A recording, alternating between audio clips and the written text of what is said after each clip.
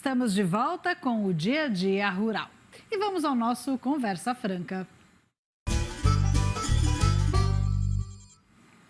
A demanda por capacitação no agronegócio cresce cada vez mais. Sobre o assunto, eu converso agora com o coordenador da graduação 4D em Agrodigital da PUC Paraná, Edilberto Nunes de Moura, está aqui no telão. Bom dia, obrigada pela participação.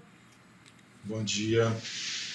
Vamos começar. Primeiro, sobre esse curso 4D, eu achei muito interessante, ele tem sido muito procurado, o agro tem procurado bastante? Sim, é um curso novo, né? Ele é inédito no país, né? Nós identificamos tempos atrás algumas demandas, né, que você acompanha bem em relação à tecnologia aplicada no agronegócio, né? E os currículos tradicionais dos cursos de agronomia do país, salvo algumas exceções, carece de uma formação voltada à aplicação da tecnologia no agronegócio. Então, esse curso ele vem cumprir, digamos assim, essa lacuna existente no país hoje. Principalmente porque a gente tem falado muito de fazenda inteligente, máquinas conectadas, né? Então o mercado tem esse gap aí, né? Sim, sem dúvida. Então esse profissional exatamente ele vai fazer o trabalho diretamente relacionado à aplicação da tecnologia, né? A transformação digital no campo, que muito se fala, né? Já que ele é um profissional que vai ter uma formação sólida em tecnologia, especificamente no agronegócio, né? E ao mesmo tempo ele vai ter que entender um pouco também da agronomia, do agronegócio em si, né? Então a gente pensa ele como um profissional que vai trabalhar exatamente, né, essa interface entre a agronomia e a tecnologia aplicada ao agronegócio. E qual o tipo de profissional que o agro está precisando mais hoje, né? O que vocês perceberam no mercado? Claro que é esse profissional que entende mais de tecnologia, mas tem alguma área mais específica dessa tecnologia? Não, veja só, se a gente considerar, vamos pegar como exemplo as fazendas inteligentes, né, que hoje se fala bastante, né? Então, o que é uma fazenda inteligente, né? É aquela que utiliza diversas tecnologias, né, aplicada no processo produtivo, né, de forma integrada e muitas vezes interconectada, né? Então, essa interconexão ela pode ser feita através de internet das coisas, através de telemetria, enfim. E o que seria fundamentalmente? Seriam vários tipos de sensores, por exemplo, né? Sensores de solo, sensores climatológicos, sensores embarcados em máquinas agrícolas, que coletam dados, né? Então, esse grande volume de dados coletados, eles vão ser processados, né, em softwares, em programas computacionais, e serão analisados, e a partir daí toma-se a decisão baseada em dados que a gente fala, né? Então, o profissional ele vai ter que saber fundamentalmente, né, os tipos de sensores, as aplicações desses sensores, né, e vai ter que trabalhar também com o processamento, coleta e análise desses dados, né? Então, essas são as grandes frentes que a gente considera para esse profissional que está trabalhando, digamos assim, da porteira para dentro. Por outro lado, né, observa-se que o Brasil, todos sabem, né, é um grande exportador de commodities agrícolas, né, e o que está sujeito à política, a preços internacionais e etc. Então, esse profissional ele também tem que estar conectado, né, como se movimenta o mercado, né, como é que é o mundo fora da porteira. Né? O que eu achei interessante é que essa tecnologia, que é a tecnologia que tem trazido um pouco o jovem de volta para o agro, a querer que o jovem fique na fazenda. Esse curso pode acelerar essa transformação digital também, que a gente tanto precisa ver no campo. A gente tem máquinas, tem tecnologia, mas a gente precisa de capacitação. Sem capacitação também não adianta, né?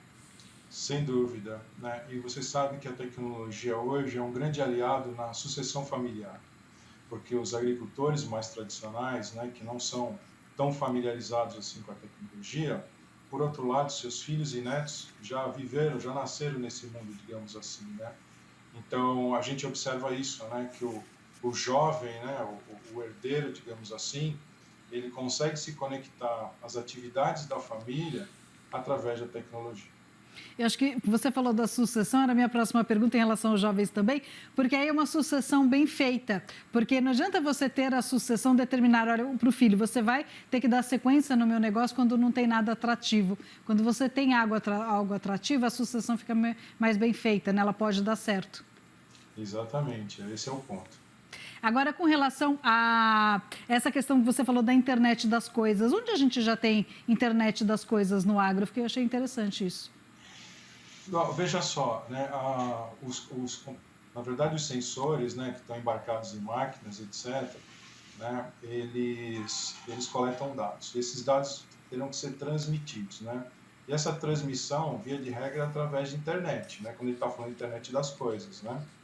E é um grande bloqueio também, a grande limitação hoje no país é exatamente a conectividade no campo.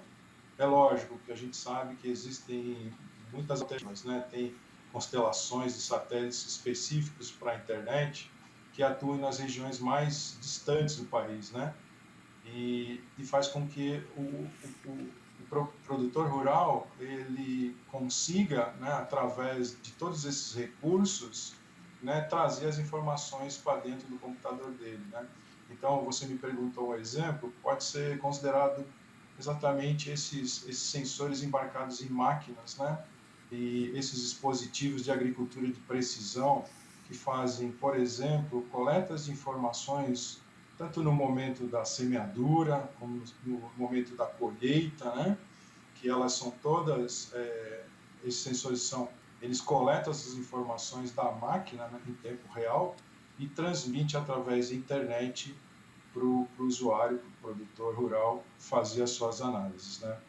E esse profissional mais capacitado, com mais tecnologia, isso ajuda também na tomada de decisão, nos custos de produção, porque quando ele consegue fazer a análise dos dados, porque não adianta a máquina soltar um monte de dados se você não sabe fazer a interpretação. Isso ajuda também no custo de produção de uma fazenda, né?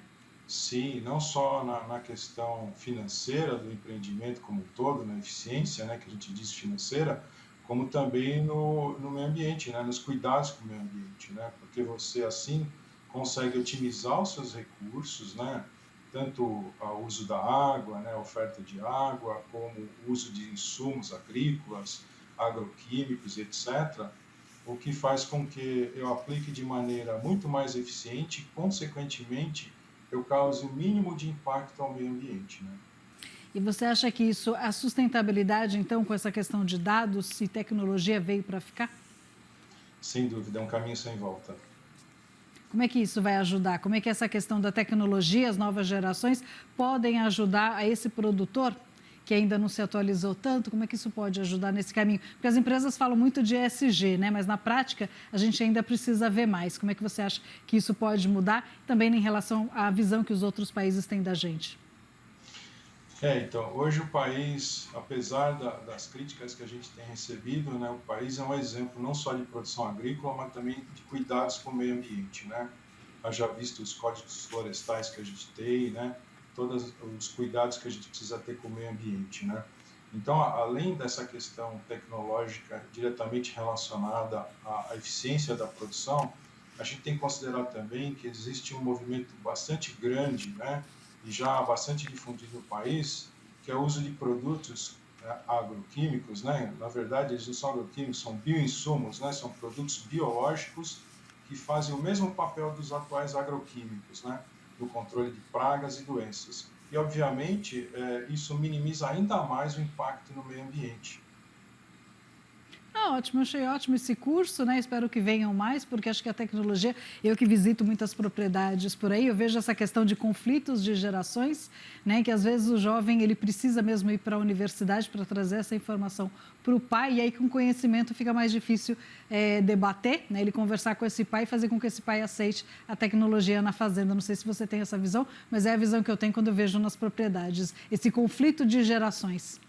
Exatamente. Então, a linguagem, né, digamos assim, do jovem, né, porque a gente fala também muito que o jovem nasceu no ambiente digital, mas quando a gente observa dentro de sala de aula, nos nossos cursos, ele tem essa percepção, mas ele não tem o conhecimento profundo da tecnologia, né? Obviamente, ele tem muito mais aptidão e muito mais facilidade no aprendizado do que uma geração mais antiga, né? Eu acho que a tecnologia veio para ficar e ela não pode ser esquecida, tem mesmo que estar no banco da universidade.